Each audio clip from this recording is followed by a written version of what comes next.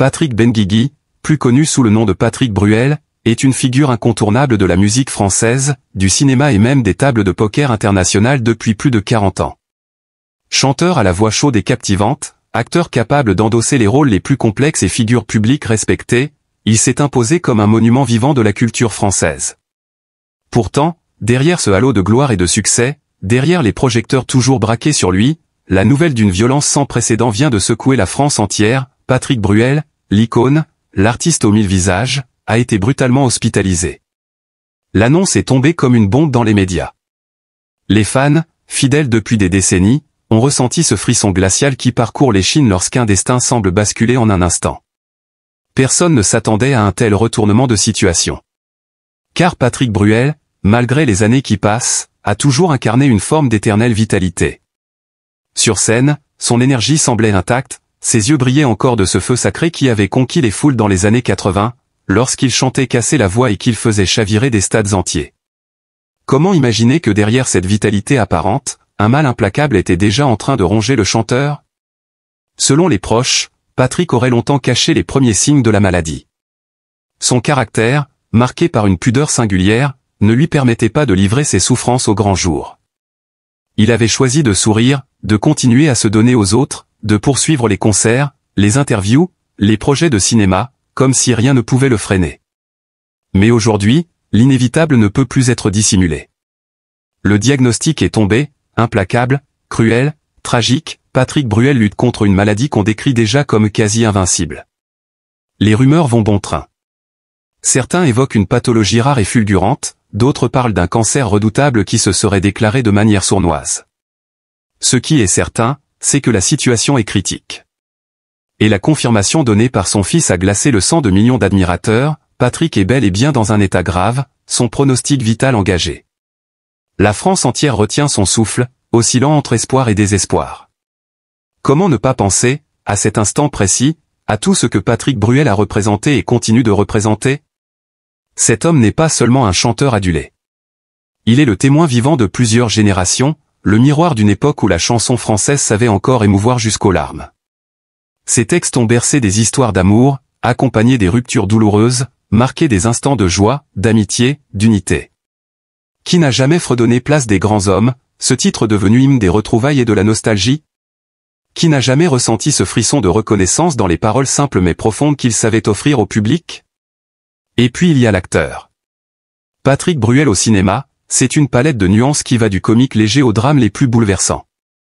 Des films comme Le Prénom ou Un secret ont démontré sa capacité à se transformer, à incarner des personnages empreints de complexité, à surprendre ceux qui pensaient tout savoir de lui.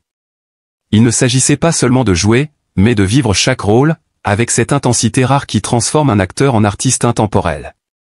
Et que dire de l'homme assis à une table de poker, regard perçant, sourire en coin, calculant, bluffant, triomphant?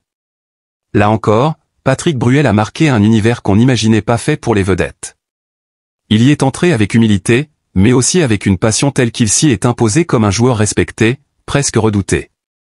Il n'était pas seulement une célébrité s'aventurant dans un monde qui n'était pas le sien, il en est devenu une figure majeure.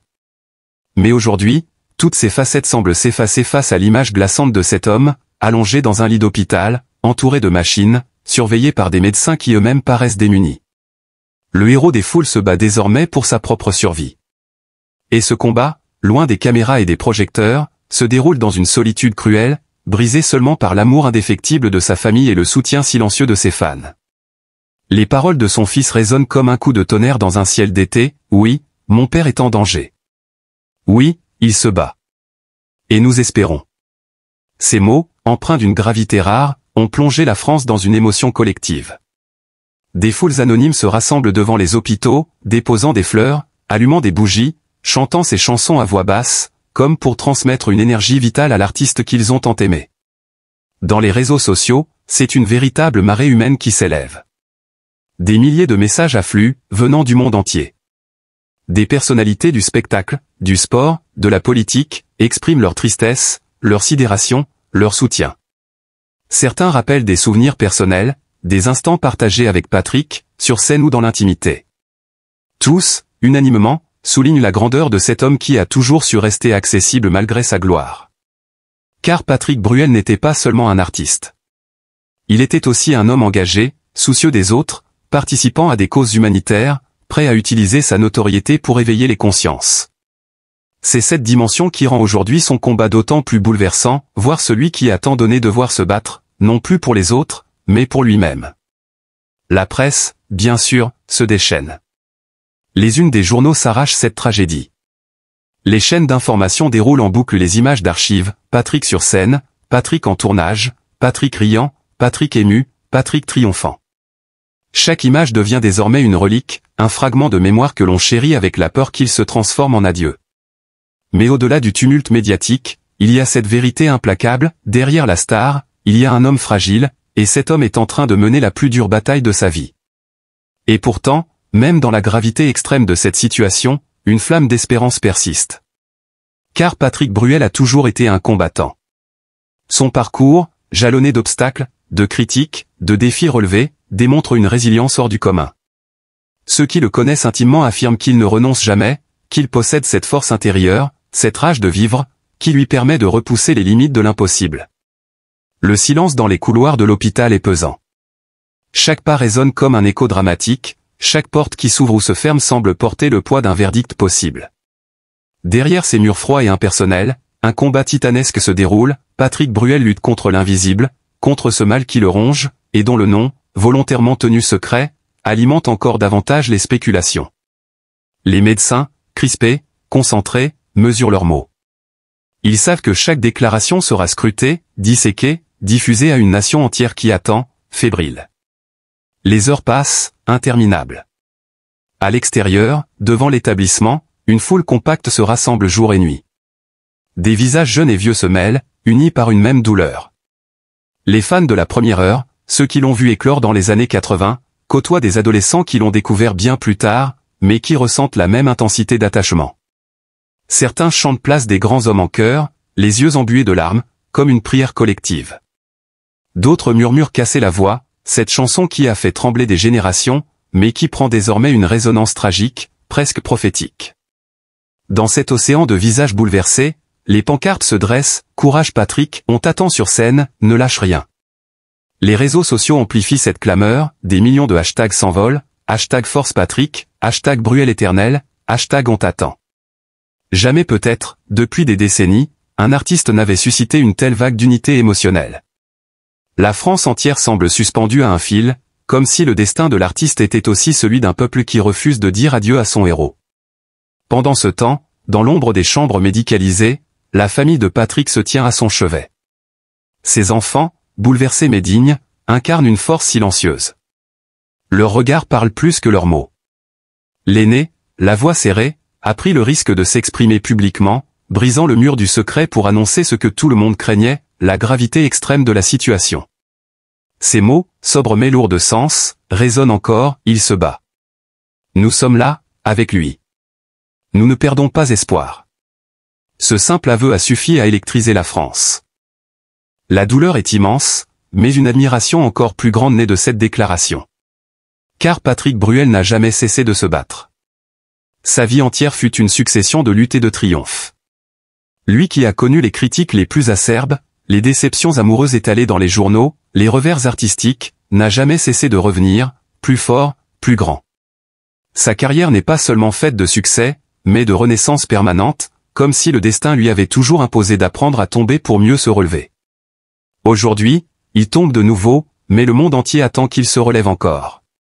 Les médecins eux-mêmes, malgré leur professionnalisme, ne peuvent dissimuler une forme d'admiration devant la résistance de ce patient pas comme les autres. Les traitements, lourds, invasifs, laissent des marques sur son corps, mais son regard, quand il émerge de la torpeur des soins, reste habité d'une flamme. On raconte qu'il aurait même soufflé à une infirmière « Je veux remonter sur scène, je dois chanter encore », cette phrase, répétée en coulisses, a circulé comme une traînée de poudre, devenant déjà une légende. Et si c'était justement cela, la force de Patrick Bruel? Cette capacité surnaturelle à transcender la douleur par l'art, à transformer ses plaies en chansons, à faire de chaque cicatrice une note de musique, de chaque épreuve un poème.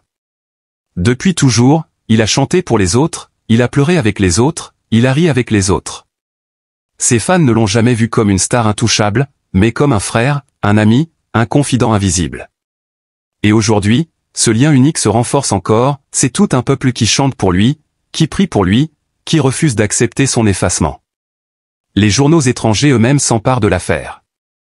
À Montréal, à Bruxelles, à Genève, dans toutes les communautés francophones, le nom de Patrick Bruel surgit en première page. Même au-delà du monde francophone, des médias relaient son état, le chanteur-acteur devenu symbole de résilience, le joueur de poker qui a su transformer sa passion en art de vivre, est désormais le visage d'un combat universel contre la fragilité humaine. L'émotion franchit les frontières, unissant des millions d'inconnus autour d'un seul et même espoir, voir Patrick triompher de cette épreuve. Et tandis que les heures s'égrènent dans une lenteur insoutenable, la mémoire collective se remplit d'images. On revoit Patrick au sommet de sa gloire, porté par des stades en délire.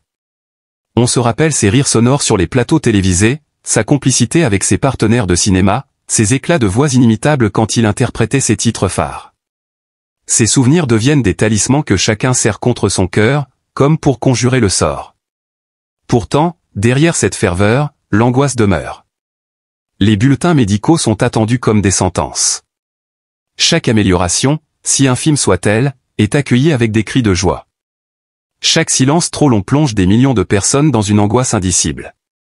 La France, littéralement, vit au rythme du souffle d'un seul homme.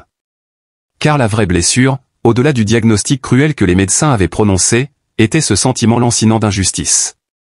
Patrick, toujours plein de vie, de projets, de désirs, voyait son existence se rétrécir, comme si le temps lui échappait entre les doigts. Chaque matin, il ouvrait les yeux avec une lueur d'espoir, mais très vite, la dure réalité revenait, la maladie rongeait son énergie, volait sa voix, brouillait son avenir. Les traitements lourds, les examens répétés, la fatigue constante, tout cela formait une chaîne invisible qui le tenait captif. Il se sentait dépossédé de lui-même, déchiré entre l'envie de se battre et la certitude de s'enfoncer peu à peu dans une nuit sans retour. Ses pensées se tournaient sans cesse vers ses enfants. Être père avait toujours été pour lui la plus grande des fiertés, un rôle qu'il avait embrassé avec tendresse et conviction. Pourtant, maintenant, il voyait dans leur regard une tristesse qu'il ne supportait pas. Comment accepter de leur infliger cette image d'un père diminué, allongé, dépendant des machines et des perfusions? Ses fils tentaient de cacher leur inquiétude derrière des sourires fragiles, mais Patrick lisait en eux la peur, la douleur, l'impuissance. Et cette lecture lui déchirait le cœur plus encore que la maladie elle-même. La souffrance physique devenait secondaire face à cette douleur morale, ce fardeau immense de voir ses enfants souffrir à cause de lui. Les souvenirs l'envahissaient. Des éclats de rire familiaux, des moments simples passés autour d'une table, les embrassades à la sortie des concerts, tout cela revenait avec une intensité poignante. Chaque image devenait une blessure, car il savait que ces instants appartenaient au passé, qu'il n'aurait peut-être plus la force de les revivre. Le contraste entre le Patrick d'hier fort, souriant, conquérant et celui d'aujourd'hui faible, accablé, prisonnier de son lit d'hôpital le plongeait dans une mélancolie abyssale. Il avait toujours été un homme de scène, un homme de lumière, et le voilà maintenant réduit à l'ombre de lui-même, obligé de contempler la fragilité de son existence. Le silence des nuits d'hôpital était le plus cruel. Quand la journée s'achevait, quand ses proches rentraient pour se reposer, Patrick restait seul face à ses pensées. Les machines continuaient leur balai mécanique, les lumières clignotaient doucement, et lui se laissait envahir par une solitude glaciale. Dans ces instants, la douleur semblait plus vive, comme si l'absence des siens rendait chaque souffrance insupportable. Ses yeux se perdaient alors dans le plafond blanc, et il se surprenait à compter les secondes, comme pour donner un rythme à une attente interminable. Il ne craignait pas seulement la mort, il craignait de laisser derrière lui une famille blessée, orpheline de son amour et de sa présence. L'annonce publique de son état n'avait fait qu'aggraver son malaise intérieur. Que ses fils soient contraints de confirmer son hospitalisation et la gravité de sa maladie l'avait brisé. Lui qui avait toujours voulu protéger sa vie privée, préserver ses enfants des projecteurs, voyait maintenant leur douleur étalée au grand jour, commentée, scrutée. Cette exposition médiatique lui donnait l'impression de ne plus rien contrôler, même pas la manière dont sa souffrance était perçue.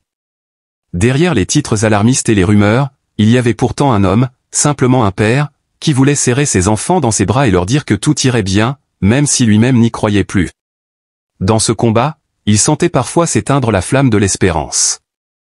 Les médecins parlaient de traitements, de tentatives, de protocoles expérimentaux, mais Patrick voyait dans leurs yeux ce voile de gravité qu'il ne pouvait masquer.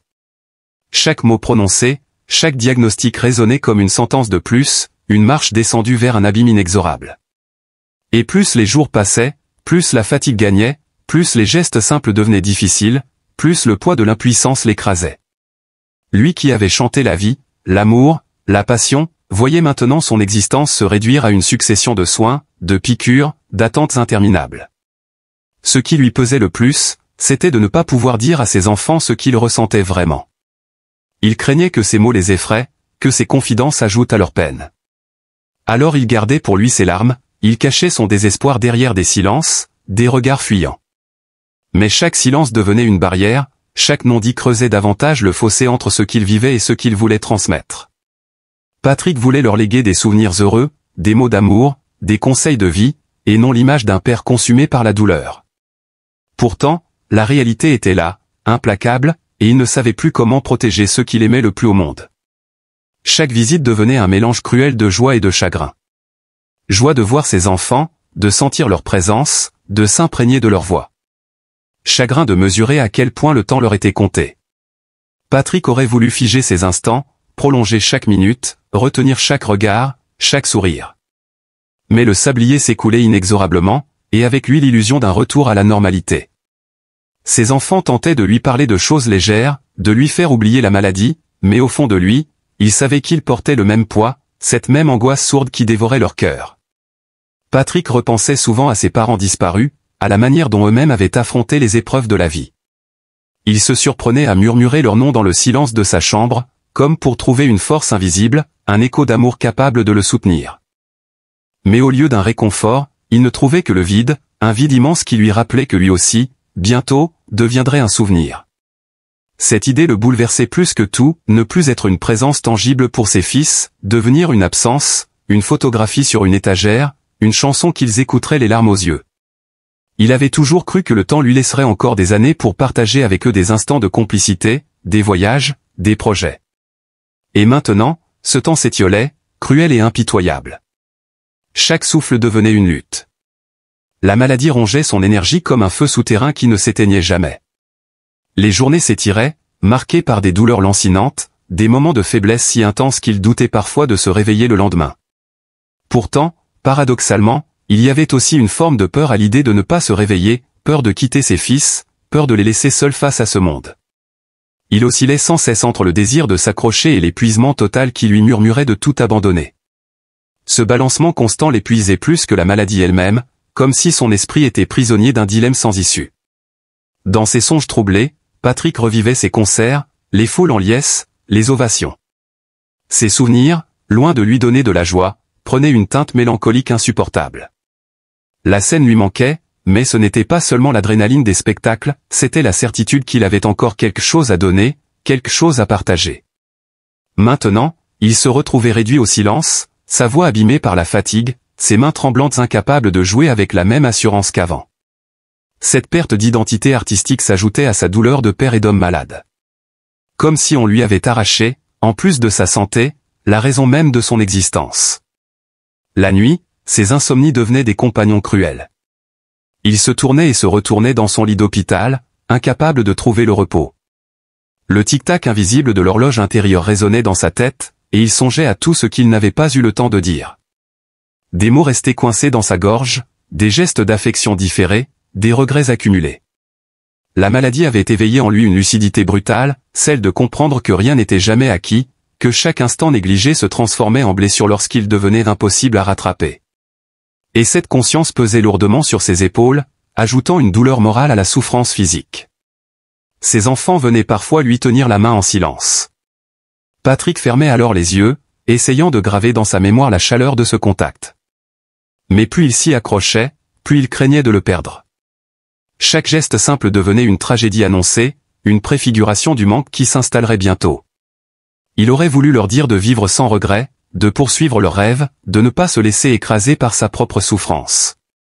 Mais les mots restaient bloqués, noyés dans les larmes qu'il ne voulait pas laisser couler devant eux. Il choisissait le silence, pensant les protéger, alors qu'en réalité, ce silence devenait une barrière insupportable pour tous. Et puis il y avait ce poids de la célébrité, paradoxal et cruel. Patrick Bruel, le chanteur adoré, l'acteur applaudi, ne pouvait pas simplement être malade en silence. Sa souffrance devenait un spectacle involontaire, relayé dans les médias, discuté par des inconnus. Lui qui voulait juste être un homme parmi les siens, vulnérable, fragile, se voyait exposé comme une énigme publique. Cette intrusion redoublait sa peine, il ne se sentait plus maître de son propre destin, de sa propre intimité. Même ses larmes semblaient appartenir au regard des autres. Dans ce chaos intérieur, il arrivait à Patrick de fermer les yeux et d'imaginer un monde où tout cela n'était qu'un mauvais rêve. Il se voyait encore assis dans un jardin, entouré de ses fils, un verre de vin à la main, riant aux éclats d'une blague insignifiante. Ces images fugaces lui donnaient quelques secondes de répit, comme une respiration dans la tempête. Mais la réalité revenait toujours, brutale, implacable, et l'ombre de la maladie effaçait ses visions avec une cruauté imperturbable. Alors il se repliait à nouveau dans sa tristesse, se laissant envahir par cette sensation d'un temps qui s'écoule trop vite, d'une vie qui s'efface trop tôt. Dans le silence pesant des couloirs d'hôpital, le destin de Patrick Bruel semble aujourd'hui suspendu à un fil. Chaque respiration, chaque battement de son cœur est une victoire arrachée à l'injustice d'une maladie impitoyable. Nous avons suivi avec angoisse l'annonce brutale de son hospitalisation, nous avons entendu les mots bouleversants de son fils confirmant l'état critique dans lequel se trouve son père, et nous avons tous ressenti cette même douleur sourde, comme si c'était un membre de notre propre famille qui se battait dans l'ombre. Il est difficile d'accepter qu'un homme qui a tant donné au public, qui a illuminé nos vies par sa voix, ses films, ses concerts, se retrouve aujourd'hui réduit à cette vulnérabilité extrême. Mais c'est justement là que nous, ses admirateurs, ses frères et sœurs de cœur, devons lui rendre tout ce qu'il nous a offert. Patrick Bruel a traversé les décennies avec une générosité artistique sans faille, il a chanté nos joies, nos amours, nos peines, il a porté nos espoirs dans ses refrains. Aujourd'hui, il a besoin que nous soyons à ses côtés, que nous soyons cette force invisible qui l'aide à tenir bon dans l'adversité. Dans les moments les plus sombres, il n'y a qu'une lumière capable de percer l'obscurité, celle de l'amour et de la solidarité. Ce que nous pouvons lui offrir, c'est une chaîne humaine d'affection, une marée de soutien moral, une vague de tendresse qui dépasse les frontières. Chaque pensée positive, chaque message, chaque geste compte. Dans cette épreuve, Patrick Bruel ne doit pas se sentir seul, il doit sentir que nous sommes là, unis, à l'attendre, à l'encourager, à l'aimer encore plus fort. Et c'est aussi pour cela que cette plateforme, cette communauté, cette chaîne que vous découvrez ici, le Jemadé TV, prend tout son sens. Car elle n'est pas seulement un lieu d'information, elle est un espace d'émotion, de partage, de mémoire et de solidarité.